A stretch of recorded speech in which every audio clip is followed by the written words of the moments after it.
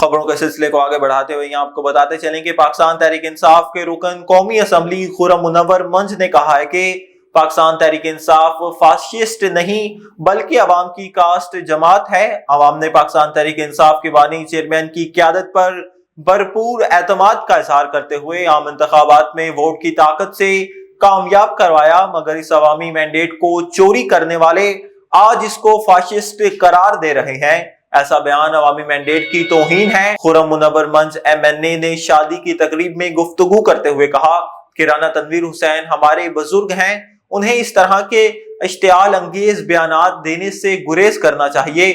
پاکستان تحریک انصاف نہیں بلکہ حکومت فاشسٹ ہے جس نے نہتے کارکنوں پر گولیاں چلائی۔